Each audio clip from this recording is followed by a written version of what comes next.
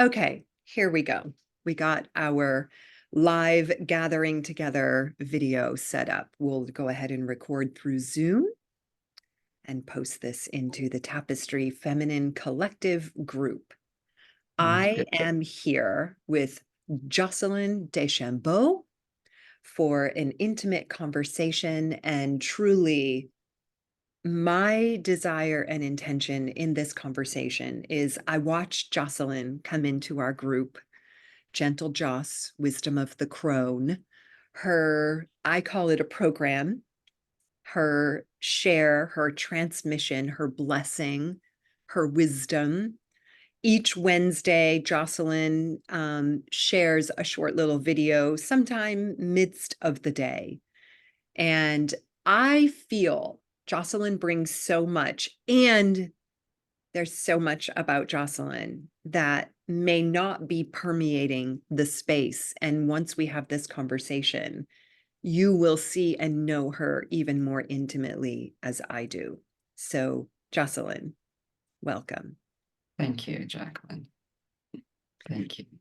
I'll also say, just in opening, and then I want to read something Joceline has written, that I've known you now, Joceline, since 2010. We were both blogging, me, A Heart's Whispers, you, the Crowing Crone. Yeah. And back then, all those years ago. So before I read, let's see, do I want to read first? Yeah, let me read one of your writings first. And then as we drop into this conversation, I want to talk about the Crowing Crone. Can I ask you a question just before you start that? Absolutely. Should I be seeing myself on the screen as well as you? It depends on your settings. In your top right, there's a view. And if you click that view and be sure it's on gallery, you'll see both of us. There. Okay. Yeah, that feels better. Better? Yeah. Okay. Okay. So I actually have two books here that Joceline has written. And the first, both of them actually, I knew you when you wrote them. The first, I always have this $10 bill in here because it's been in here forever. Because of my settings, you can't see it so great. Let's see, there we go. If God Was a Woman by Joss Burnell. This $10 has been in here for years, and it becomes a marker, which I love the significance of that. Yeah. So Joceline has written in this book, and I remember very clearly you writing this as each piece came through. And this is near the end. If God was a woman, this one is, she would have me enter the labyrinth. If God was a woman, she would have me enter the labyrinth of living. Here is your entry point. Home is at the center. If you try to see a clear line from here to there, your heart will be sore and tired before you even begin. See only this moment. Breathe in this step. Be here now. If God was a woman, she would have me enter the labyrinth. Look at your body with its luscious curves and the silliness of all that hangs loose and free. Do not bind up who you are. Do not shut up your life, packing it away into boxes where you hide yourself in a soft, quilted lining. If God was a woman, she would have me enter the labyrinth one step at a time. One thought, one wish leads to another and then twines back upon itself in a seemingly random pattern. There are no wrong turns, no paths that lead to nowhere. Each moment of the journey is one you can turn into a ceremony of praise, of longing for the very heart of me. If God was a woman, she would have me enter the labyrinth filled with others who have walked before me, and others still who are present with me now, and with the breath of all those yet to be. If God was a woman, she would have me understand the labyrinth is a journey you take alone, and yet never by yourself. You will pass others on your way, on their way. Some you will touch, some will notice you, some will stop alongside you as together you pause and look within each other's heart.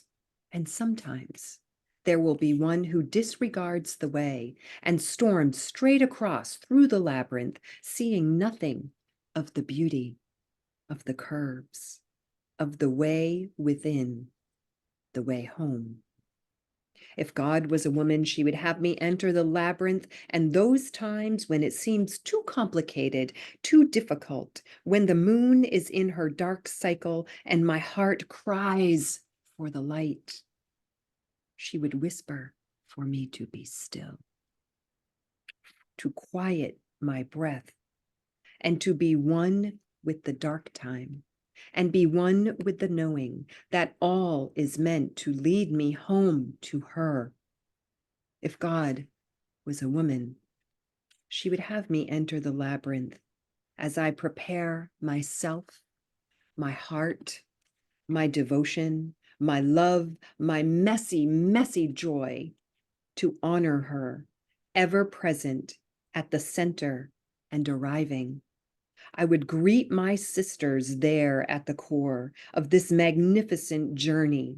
And as we lay our treasures within the labyrinth's very heart, treasures of flame, of stone, of feather, and lily, we would join hands and dance within the core, the very heart of her.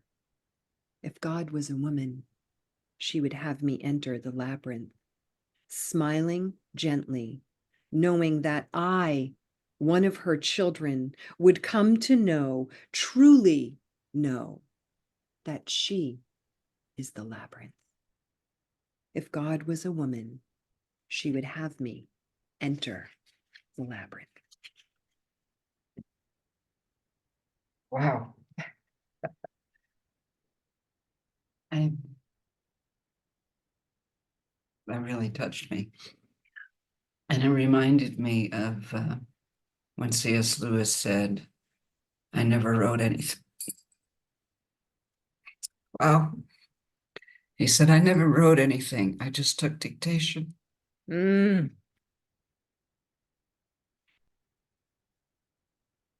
And when I wrote that, I was in the northern part of France. I spent the winter there in Normandy, just a few steps from the English Channel.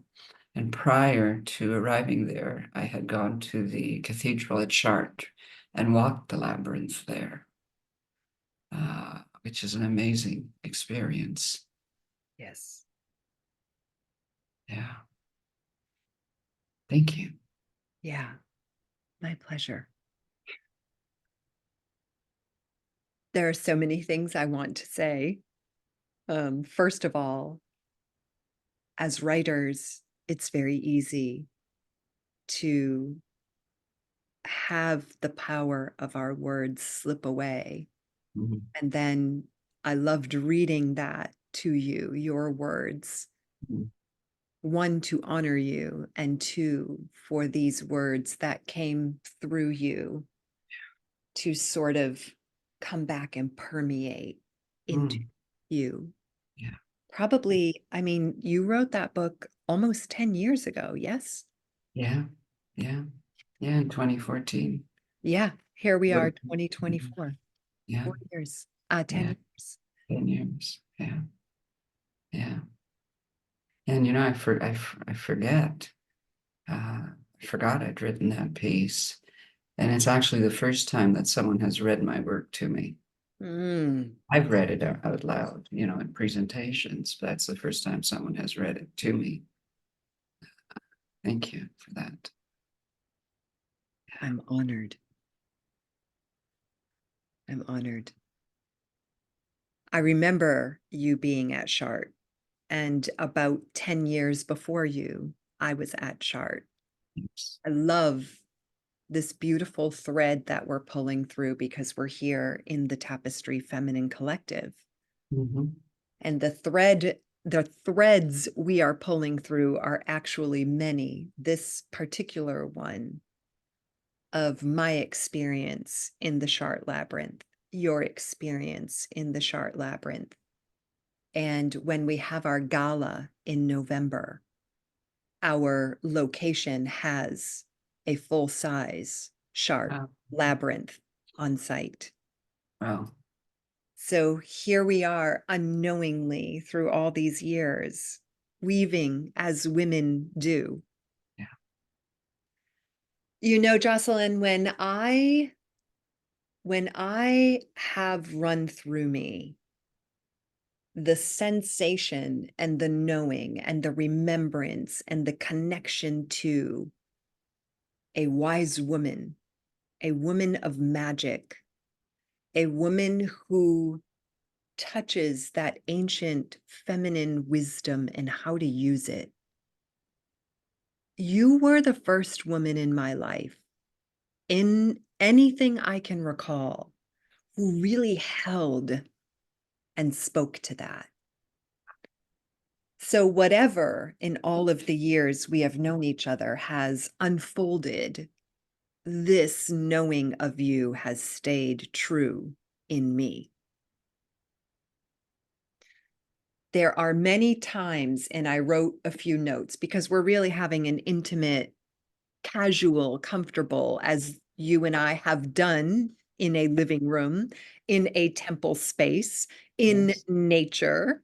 Yeah. Um, we're having that kind of conversation as though we are sitting together. And the beauty is, we will be. By year's end, we will be.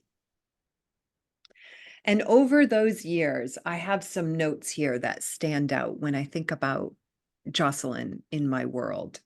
I want to come back to the crowing crone because here we are full circle, Yeah. 15-ish years later, and Yeah. you still are connected. Every time I see a crow, I send you images of the crow.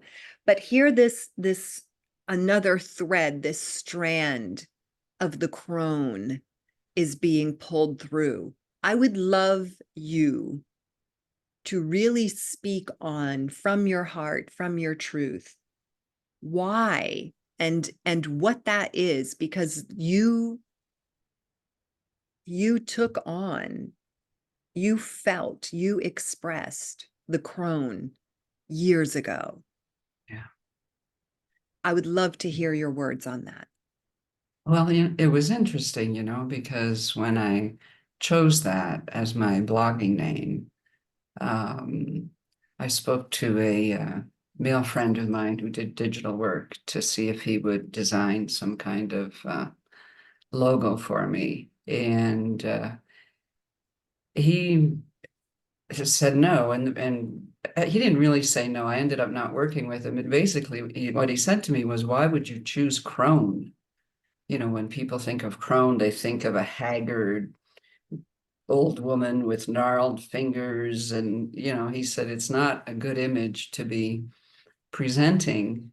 And of course, I realized he didn't get it. But I thought, how so often women have been um, told things like that, especially about in Ecuador, we refer to um, this time of life as the third age, tercer Mm, edad, and it's a very honored age, and women in their 60s are honored here and given preference, in lines at the bank and given half price tickets for this, that, and the other thing.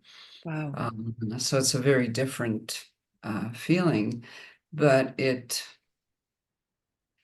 when I was married very young. I was married 3 weeks before my 19th birthday. Mm, And by the time I was 24, 25, maybe, I had 3 children.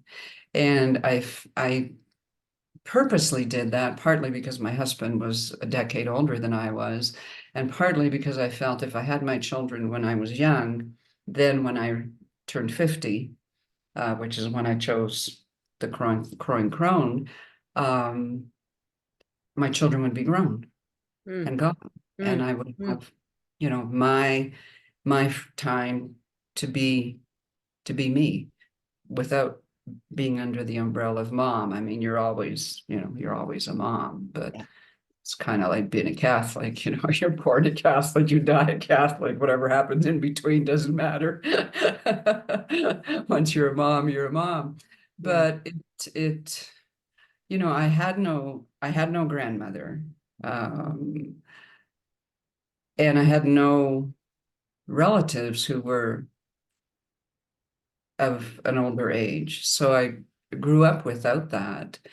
And I write about grandmothers and I write about crones in my novels as women of wisdom and women who, um, whether you go to them or not, come to you with their magic Mm, and their, not so much their advice giving, but their ability to open um, open you up into the awareness of other dimensions mm, and of magic and of the magical world that we are a part of, even here in this three-dimensional experience that we're having.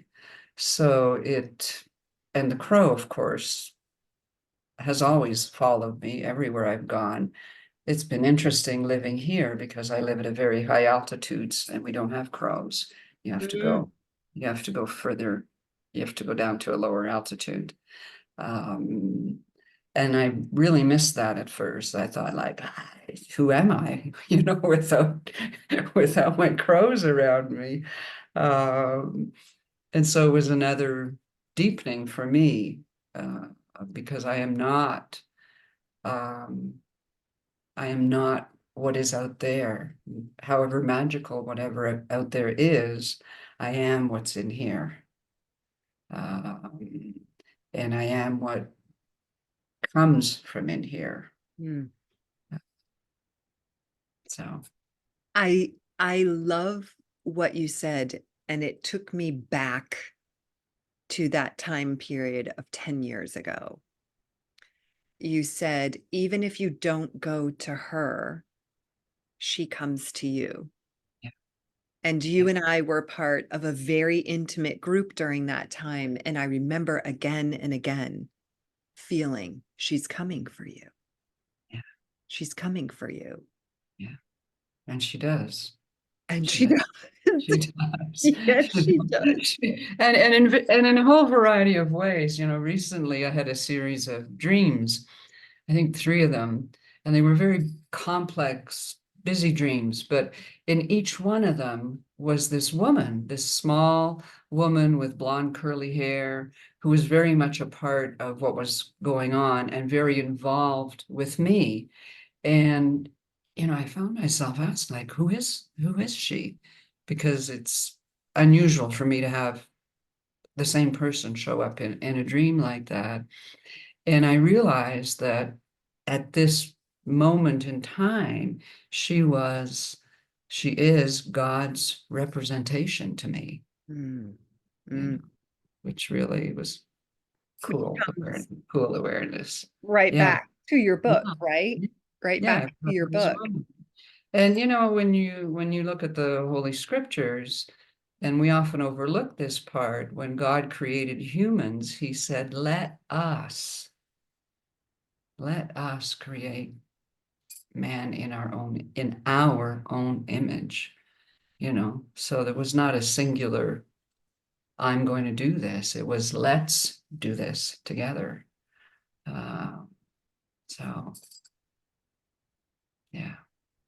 You were speaking about the women that come, that even if, and it's still, when you were speaking that a moment ago, like I literally wanted to stand up and applaud because you were speaking the magic I so intimately know lives in you. I've encountered it in my notes. I have written down the cloak. Yeah. And I don't remember what was happening in my world, but I remember distinctly, and I have brought this with me forward with my daughter, sometimes with clients, whatever it may be, a woman that I love who's near. And whatever was happening for me, you came into the space and said, you can sit here and lean against me, and I will wrap this cloak of love around you. And I knew instinctively, and you may have said it, I don't remember, but I knew that cloak was imbued with feminine magic that came through lifetimes and had arrived, just like your labyrinth poem says, right here, right now. And I could feel that. Yeah. We're Also, so yeah. connected to, people talk about experiencing past lives, and really what they're experiencing is the memory that's within their DNA Mm. of the women who came before them. And it's, we arrive with that. We arrive with that. When one of my children was born, while I was in labor, I had a vision of three women in cloaks standing on the edge of a star. And as they were standing there, a shooting star flew by. Mm. And one of the women, the youngest of the three women, said, as the star went by, we'll see you when you return. And one of the other women said, we don't ever return the way we left. Mm. Mm. And I always felt that was the moment at which my child's soul entered Wow. the body and then was birthed into this dimension. So we bring with us stories and memories and a history, a rich history of women. Because when you read, women have been a big part of our awareness and of our world, and however much we've tried to bury that and diminish that, and disappear it, that's never going to happen, because we are her. We are her. And there's no denying that, and there's no ever, she's never going to disappear or die. So, because we are, and we are her, and she is us. And that poem, I think, says it very nicely. She invites us into the labyrinth that is this experience and this life and this world and this awareness of, that life is not something you live in a straight line. Mm. And when you look at nature, nothing in nature grows in straight lines. It's all, so. These are the beautiful magics and wisdoms that, as long as I have known you, live in you. And it's why I wanted, first of all, invited for you to come and be in the Tapestry group consistently as an anchor and an expression of this ancient feminine, really magic. And also because for me, really as a grown adult, you were the first woman that was that for me, that showed up in my world, that spoke of this lineage, that unexpectedly,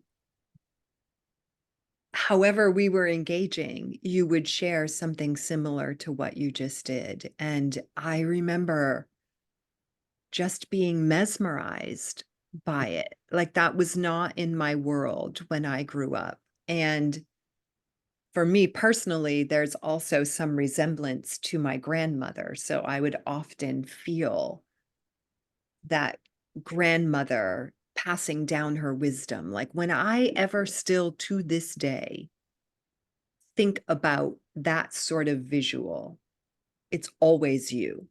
It's Mhm. always you because you so embody that kind of seemingly very subtle, very gentle, but deep in the bones, potent, high integrity in terms of how it's formed, not just how it's practiced, but the integrous material with which it lives in our system.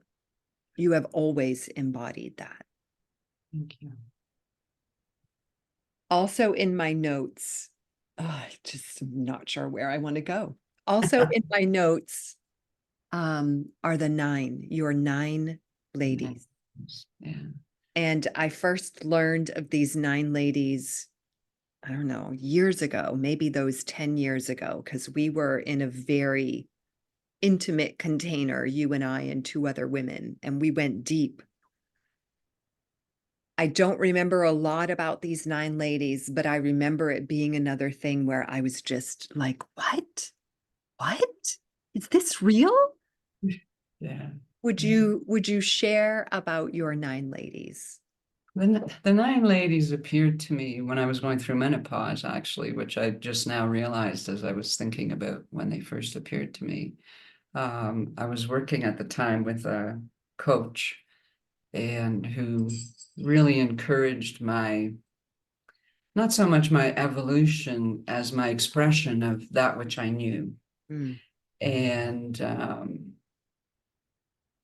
they showed up with gifts. I would had visions of them. I remember one time being in circle with them, and I was at the center of the circle. And as they chanted and sang, I rose up above them, mm, and how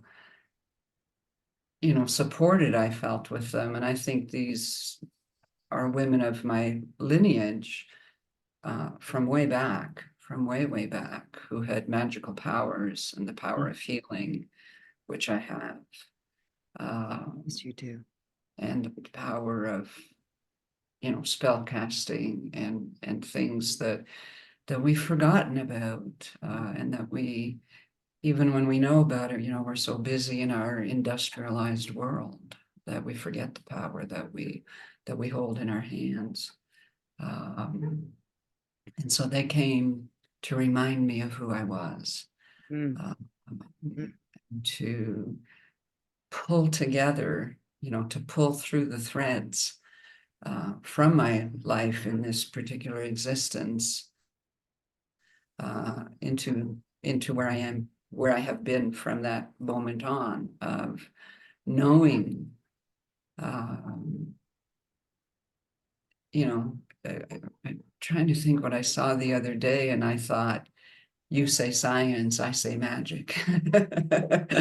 I wasn't speaking to anybody in particular, but so much of what is around us has magical qualities to it, and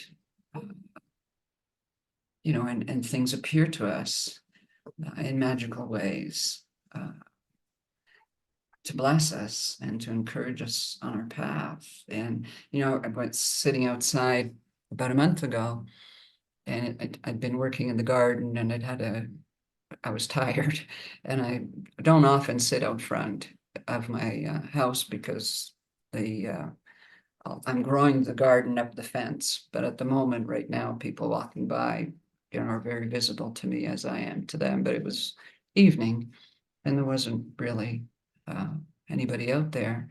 And I looked up, and there was a lavender cloud in the sky. mm. Yes, I've been seeing them Oh, too. yeah, I had never seen lavender clouds, and I didn't even know they existed.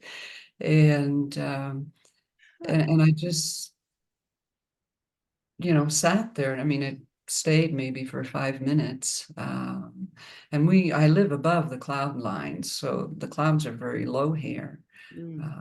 They appear, and also they're also high, but they also appear very low because of the high altitude. But, and I went and researched afterwards, what makes a lavender cloud, and it has to do with volcanic ash and that kind of stuff. But it was another one of those, you say science, I say magic, because lavender is my flower and lavender is my scent, and I grow lavender and I work with lavender. I include it when I make my own smudging, and I include lavender in that.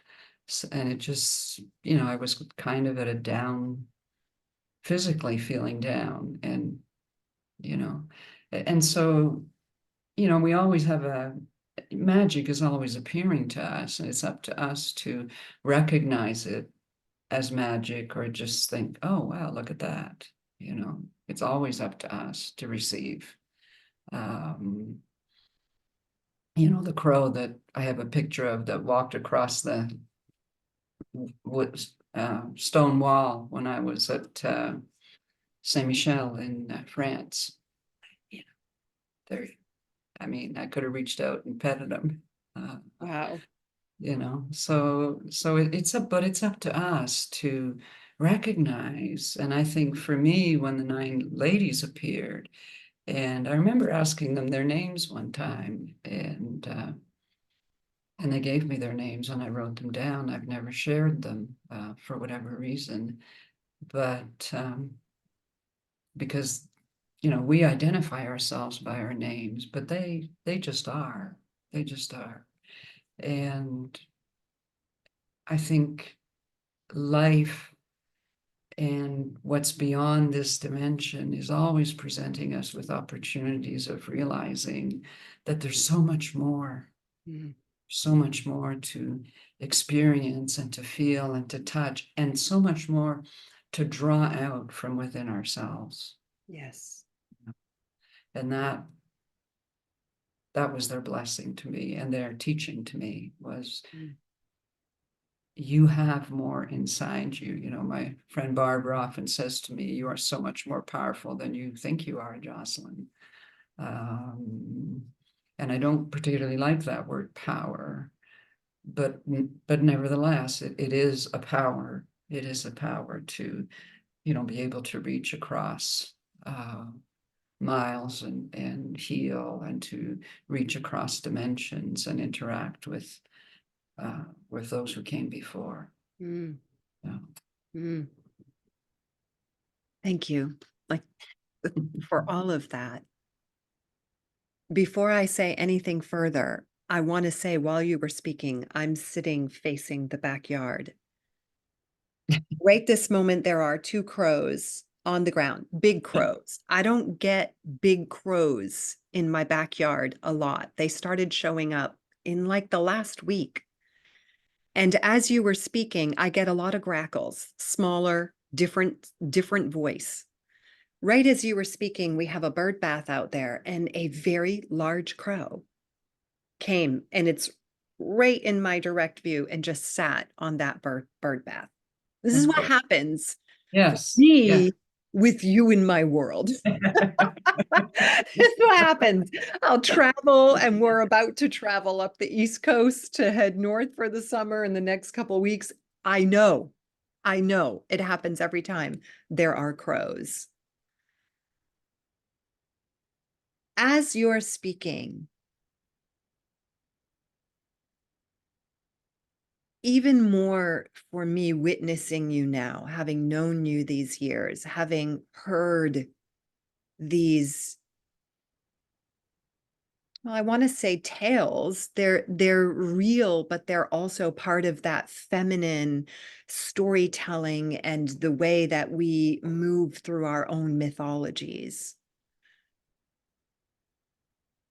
You are this beautiful connector from that old world of a woman as a healer. And when you say healer, it's very different than what we have considered healing over the last 20 to 40 years.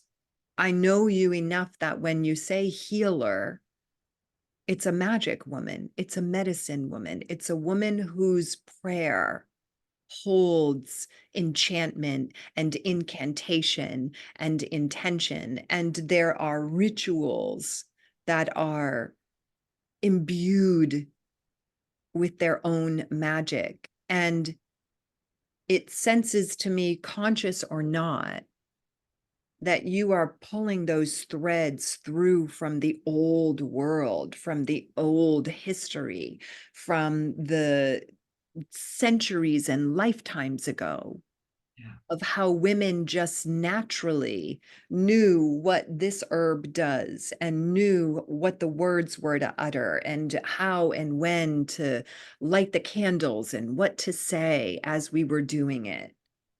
And you have a way of holding that, sharing that, practicing that, that is held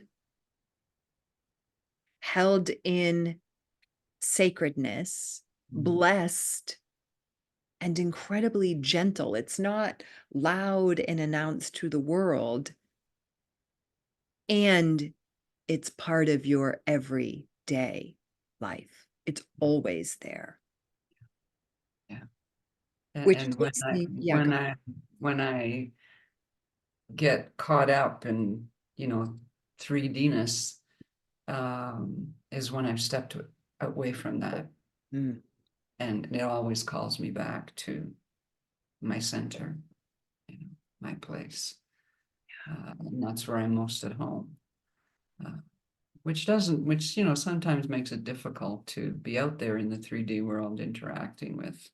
I always tell people I'm not interested in talking about the weather or how high the corn is.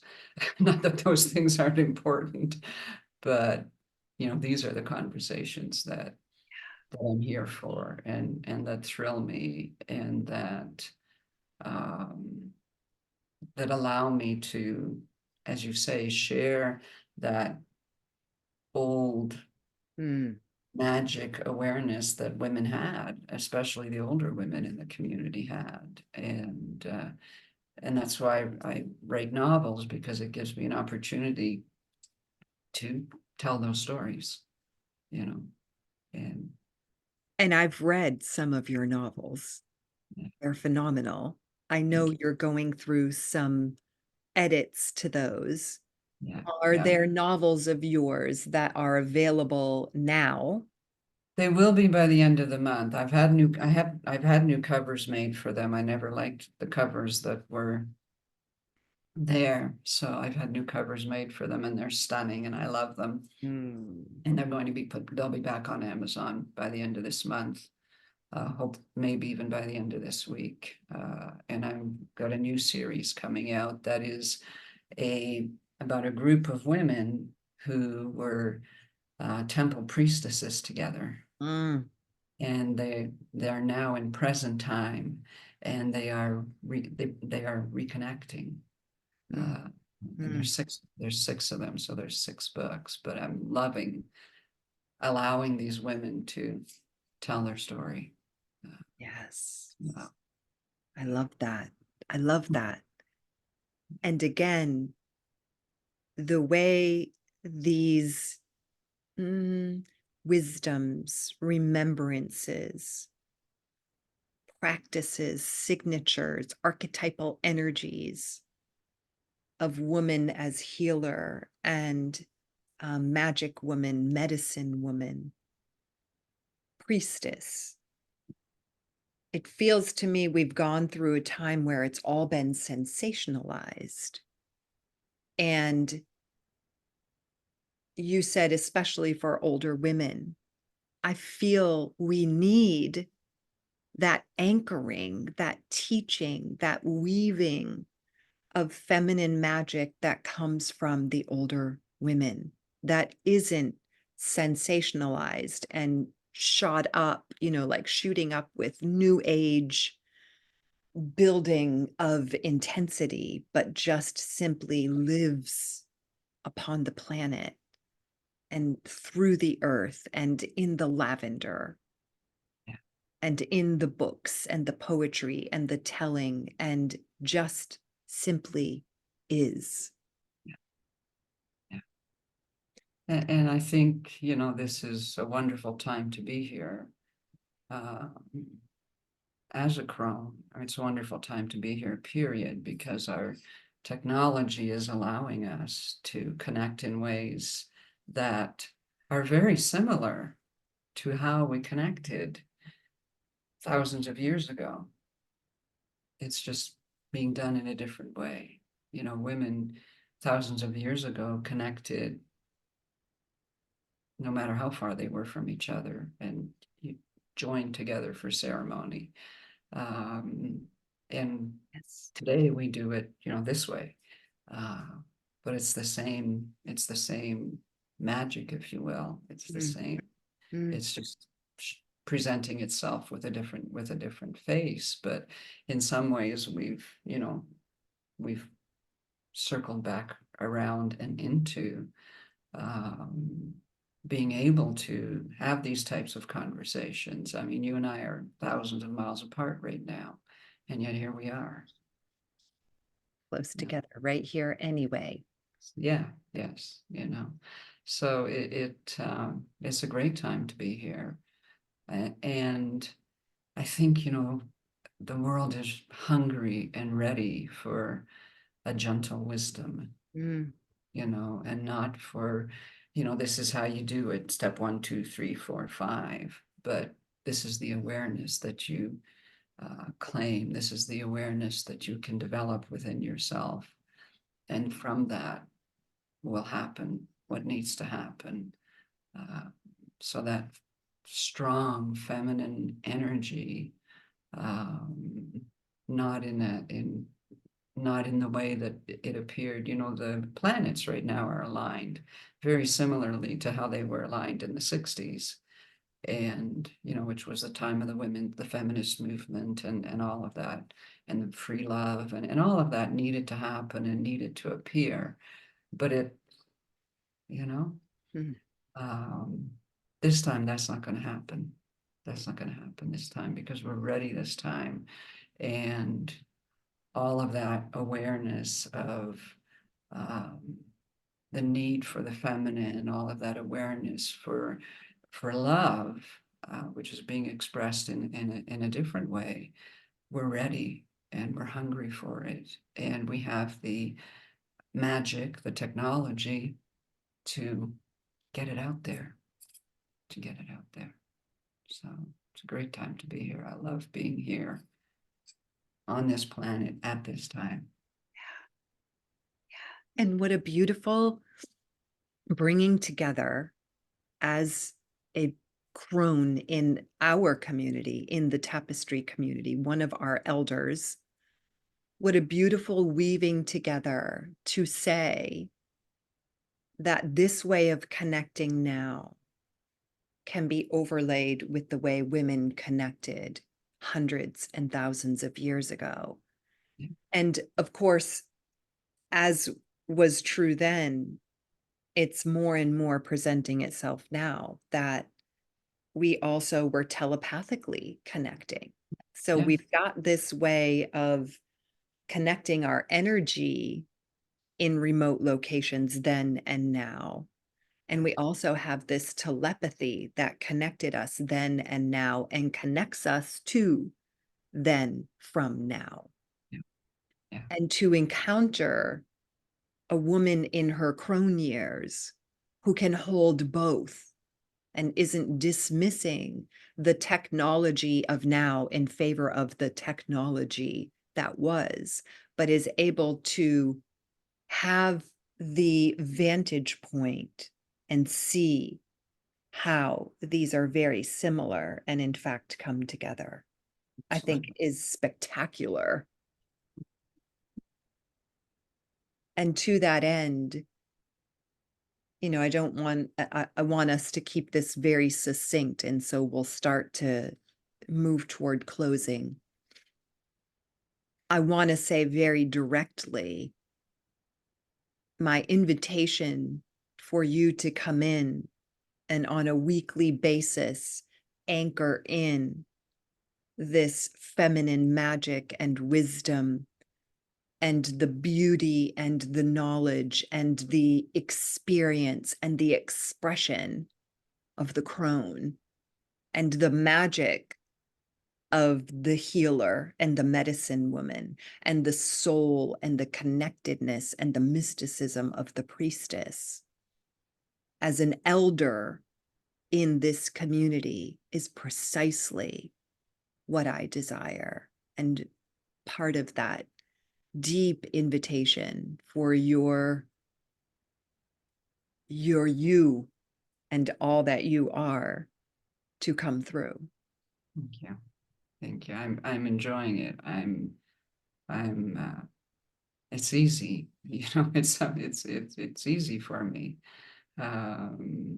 It's not something I need to prepare for or even think about, ahead of time, because it comes from in here. And so whatever needs to, but I appreciate those words because it encourages me, because I have throughout my life and even throughout, this third period of my life, kept a lot of what I think and feel and what I know even to myself.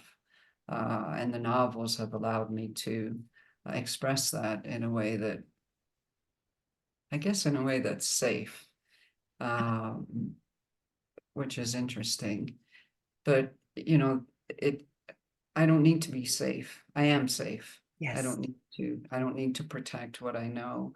And to be given at this time in my life the opportunity to talk about sacred things. And I'm going to do more and more of that in the Gentle Joss times, is just feels right. It just feels right. It feels very much like I am inviting the women into my home and to share who I am and what I know and what I know. And there are things I know. Yes. That I know, absolutely know. So thank you for giving me that seat. Yes. The invitation is my pleasure, and I see you as a bridge. You're a bridge, excuse me, from that time of being woman and feminine and healer and priestess and witch even. I know you carry those signatures as well, and you and I have spoken about this. To bring the purity of that and like I just keep seeing an old, beautiful antique book. The Book of Hours, right? That's what they would call them in the world of magic.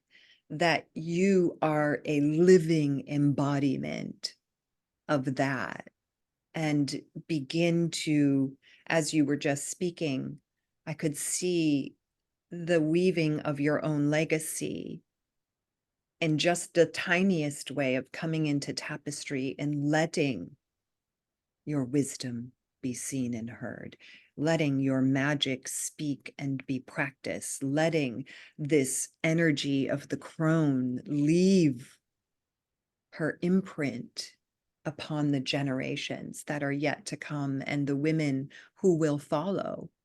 We haven't had that. I don't feel we haven't had that for generations, and we need it. Yeah. And we're ready for it. That's very Yes. much how I feel. We're ready for it. And it's the right time. It's the right time. It's now. Yeah. It's now. Yeah. It's now. Let's see. One of our women who are here had a couple comments. Jen said, lavender makes me think of my grandmother every single time. And then I love that. And she put in quotes, and you said this, Joceline: magic is always here, and it's up to us to receive it. Wow. Yeah. Yeah. And Yeah, we're speaking know about, that. yeah, go ahead. Yeah, I know that. And yeah, it's up to us to notice it and to see it and to receive it and to, look for it even, and to ask, why did hummingbirds show up on my windowsill this morning? I had when I moved into not this apartment, but the house I lived in before, there was a dragonfly that had gotten trapped in the house and had died on the windowsill. And he was absolutely intact. And I have a coffee table that has glass partitions, and he's in one of those partitions. But it's easy to see something like that and go, ooh, or you can ask, why today? Why dragonfly? And again, we have the technology today to find out, about dragonfly. What does dragonfly stand for? I posted a poem on my blog yesterday that talks about grasshopper, and grasshopper can only jump forward. Ah, And a pink grasshopper showed up on my property years ago. I didn't even know such a being existed. But when something like that happens in my day, in my life, I pause and take the time to ask, who are you? Who are you, and why have you come? And what's the lesson you're bringing me? And then to offer thanks for, for that lesson. And so, but it's simply up to us to notice and receive. It really is. Yeah. it's going to weave beautifully into what comes next. Okay. Jen also said she had goosebumps with the crow. And when she clarified that, as you were speaking just now in chat, she said the goosebumps were with the crow. A crow came back and sat on top of what holds our bird feeders, which is very obvious in the backyard. And to what you were just speaking, which is to notice, in the case of those crows who arrived as you did, that crow sitting there as you were talking about really practicing and being present with these inquiries and the magic throughout the day.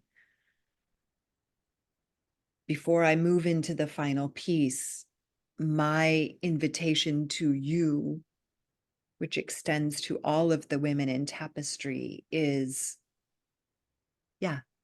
let us see your magic. Okay. Weave your magic.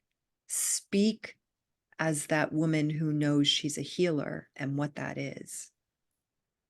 Teach us, show us, speak to us of the magic that you know, of the lineage and the legacy you come from in the realm of feminine magic and wisdom. Do you know why, Joceline? Why? Because that's what lovers do.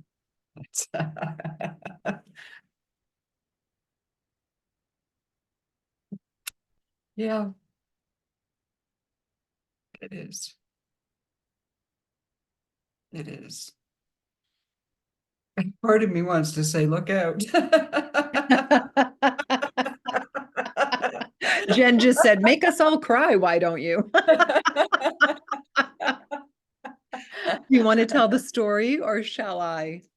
You go ahead, and I'll add my 2 cents worth. Okay. And then I'm going to read another poem of yours and we'll complete. So I have mentioned that Joceline and I, around 2014, were part of a very intimate group of 4 women. And within that group, the 4 of us intentionally chose and decided to go in very deeply together and to really see each other and to intimately be seen. It happened over the course of maybe 2 weeks, the intensity, the high magic of it. And we did it in such a way that because there were only 4 of us, each woman for 3 days was the woman who now, how I would describe it, who sat in the seat, raised on the platform so we could really see her and so she could receive. And the other three women would bring her gifts. And we did this remotely. So the gifts were seeing her, speaking what we saw in her, allowing her to give us her blessing, bringing poetry or beautiful artistry to really love and see. And it ended up lighting up places in each one of us, both in the witnessing and in the being witnessed. And it was a game changer. And there was a point really when the medicine, now what I would say, the medicine and the magic, I believe we're complete in that space. And the space began to unravel, and Joceline and I were having a conversation about it. And in the 3D world, you could say this happened and that happened, and it wasn't great. And Joceline and I think it was late at night, had been an odd day of things unraveling, and we were going to bed. I don't remember our dialogue, but I imagine it was something of, this is so odd that it's happening this way and it's unraveling. And Joceline and I probably said, we just will love, whatever I said, but it prompted Joceline. And maybe Joceline said, we just will love. But that line, that phrase, we have said it to each other over the years, and it's sort of a balm as well as a highly activated ownership of who we were, which was, Joceline said back to me, yeah, we love, because that's what lovers do. And it wasn't lovers in the context of a man and woman partnership. It was lovers in the context of the mystical heart of the feminine, because that's what we do. We love. And we have loved each other well. We have loved and continue to love each other well. We become that bridge. Yes. Because that's what lovers do. Again and again and again, always, forever. So, my Joceline, for women who may be listening to this, who may see or hear you within the tapestry space, on your weekly transmission, if they want to follow your writings, if they want to inquire about having a consultation or a conversation or a healing or a transmission of magic, I'm not sure what in your world you would frame that as, but any of the pieces we've talked about today, your writing, whatever it may be, how do women engage you, find you, contact you, book a session with you? How does it work? Right now, and this is part of my loving technology and needing to do things that work for me. Right now, the best way to contact me is on Messenger. Beautiful. It's easy, it's simple. You know, you don't have to go and hit something on a calendar and press a button, and just contact me there. And I've just been this week back working in my blog, and I'll post that maybe in the tapestry group, where some of that is expressed. You know, Beautiful. how do you contact me? Why would you contact me? What would you be looking for?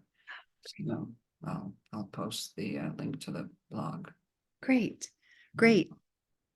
And also, certainly post it under some of your Wednesdays on occasion.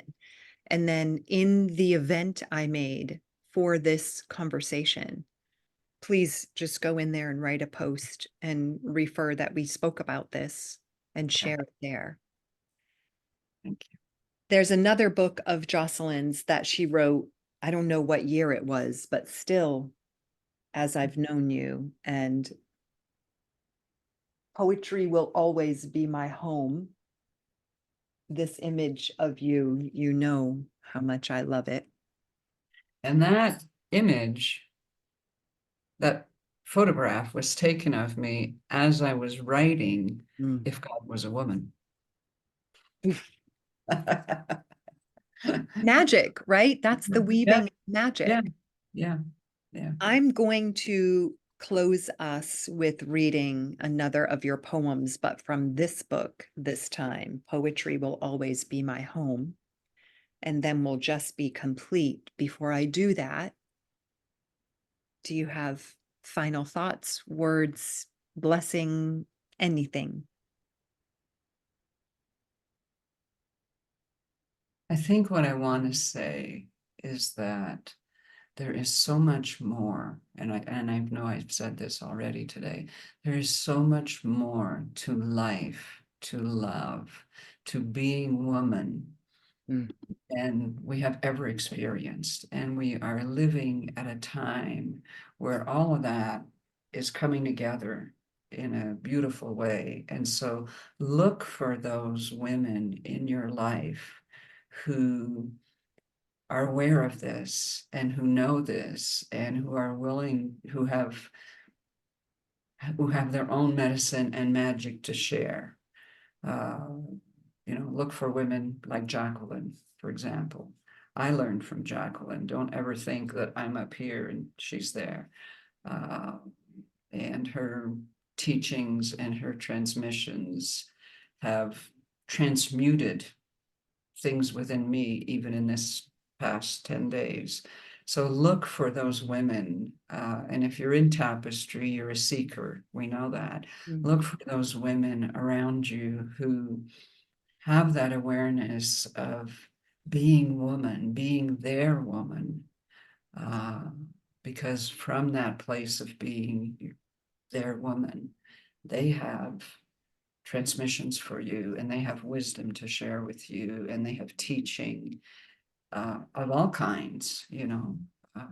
So look for them, look for those words, look for that energy, and take advantage. I don't like that word.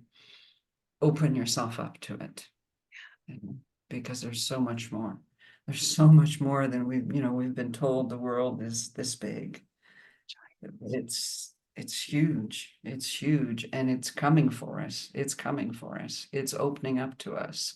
There's never been another time on our planet like now. Yes, So, yeah. that's beautiful. And we need each other and we want to be in feminine community in this way. Absolutely. Yeah. Absolutely. Thank you for that. Like just putting that out and inviting women to really claim the fullness of what belongs to us. Yes. Yes. Yeah. Yes. Okay, my Jocelyn. I don't remember what I selected, but let's find out. Oh, yes. It's near the end of the book, so you were almost done. And it is called Sanctification. There lies within me words that seek release. They hover on my lips. They tremble in my heart. Words that speak of life lived long ago, of spirit living within the folds of human flesh. Words that weave a tapestry of wind as old as time, as gentle as a newborn, as lasting as a spider's web. They rise within me, these words that will no longer be bound by flesh, by silence, by lack of reverence for what is true and holy. Speak your truth, they say. Let who you are be revealed to those with eyes to see and ears to hear. There lies within me words of truth and courage, of light and life, of blood that flows to wash away all fear. And all that is within me revels in their release. These words in me to bless to heal and sanctify.